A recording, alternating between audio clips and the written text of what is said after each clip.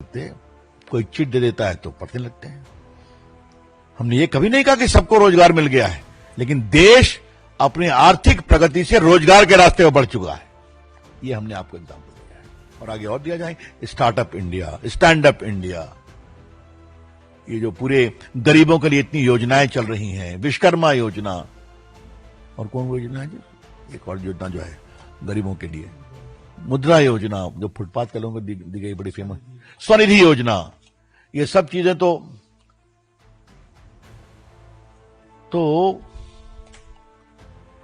ये बातें हैं। तो थोड़ा राहुल गांधी समझेंगे तब, लेकिन ये तो हम बहुत बड़ी अपेक्षा करते हैं कि राहुल गांधी समझेंगे तब। तो कांग्रेस के नेताओं को नहीं समझा सकते हैं तो हम कहां समझाएंगे? क्यों देवेंद्र बाबू, आपकी टिप्पणी से कोई सवाल आप उठाते हैं, आप भी और आपके मित्र? एक अंतिम बात मुझे कहनी है मित्रों, खड़गे साहब आप कांग्रेस के अध्यक्ष हैं,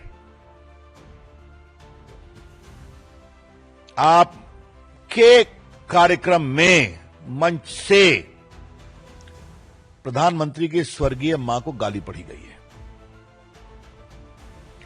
क्या आप अपने राष्ट्रीय कार्यकारिणी में प्रधानमंत्री की स्वर्गीय मां को गाली पढ़ने का प्रस्ताव पारित करके निंदा करेंगे?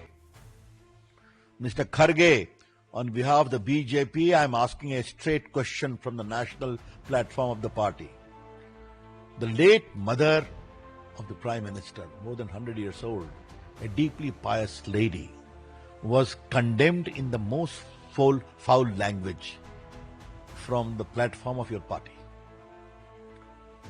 Would the Congress party, while holding a working committee meeting in Patna, pass a resolution of condemnation against this kind of a very, I would say, nasty and foul behavior against the late मां? सबकी हम सम्मान करते हैं, तो प्रधानमंत्री की मां है।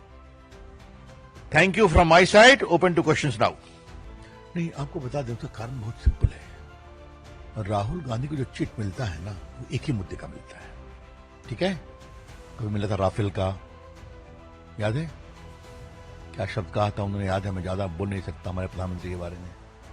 फिर क्या मिला था? पेगासस, याद है? वो चिट में पेगासस लिखा हुआ था। और जब सुप्रीम कोर्ट ने कहा कि जिनको भी शिकायत है वो अपना मोबाइल दे दे, तो उन्होंने दिया नहीं। याद है? दिखा देते मेरा मोबाइल से डेटा चोरी हो रहा है, दिया नहीं। तीसरा था आर्टिकल 370, उस पर भी कुछ नहीं। अब आ गया है SIR। तो राहुल गांधी एक सिंगल इशू लीडर है। जो इशू उनका नहीं होता है, जो कोई लिख के देता है, उसको उठाते हैं। सच्चाई देखिए कि 99.99% लोगों ने अपना रिवीजन करा लिया, बाकी बातें हो गई, तो बोलने दीजिए, क्या फर्क पड़ता है? पवन AVP, पर एक बहुत सिंपल सी बात है कि बीजेपी का पूरा संस्कार रहा है आरक्षण का लाभ देने का, और ये बात हम बहुत जिम्मेदारी से कहना चाहते हैं, और हम उसको दिखाते भी हैं कि आज भारत के प्रधानमंत्री एक अति पिछड़े परिवार से हैं और भारत की राष्ट्रपति एक आदिवासी परिवार से है। बहुत सम्मानजनक। इसके पहले के हमारे राष्ट्रपति आदरणीय है, वो भी दलित परिवार से थे, बहुत ही संस्कारित नेता थे। हमने पूरे OBC के कमीशन को स्टैट्यूटरी कॉन्स्टिट्यूशनल स्टेटस दिया ना। ये पूरे स्टैंड अप इंडिया क्या है? ये तो दलितों के लिए काम है ना, बड़े काम हो रहे हैं। तो देखने की बात है, उनकी बात बोलने दीजिए। हमारा काम बोलता है और जनता उस काम को समझती है। देवेंद्र इंडिया TV,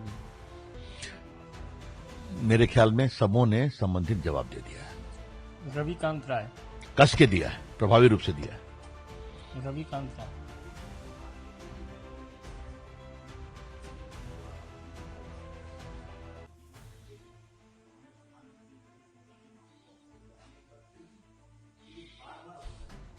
ये बहुत पीड़ादायक है, मैं आपसे एग्री करता हूं, हम लोग सब पीड़ित हैं। क्या आरजेडी का ये स्तर हो गया है? राहुल गांधी, क्या आपका स्तर यही हो गया है? तो चलिए, जनता जवाब देगी उसका। It is none of our concern as to with whom Mr. Owaisi is trying to have an alliance. But what is the bottom line? The bottom line is very simple: to garner Muslim votes. Pure vote bank politics. And that shows the whole competition and who will be allowed in and who will be ousted. This I can only tell you in the lighter vein that supporters of Mr. Owaisi went with a dhol, है ना, and did a good show कि ले लो हमको. ठीक है, वो उनकी बात है. चलिए. मोहित Bhatt. Coming from the party president questioning the mental status of the chief minister is very unfair. Beyond this, I will retain my civilized comments, except to say, Mr. Congress President, would you kindly do some introspection as to what is your status within the party, or the levers of power is with someone else? Piyush आस्ते.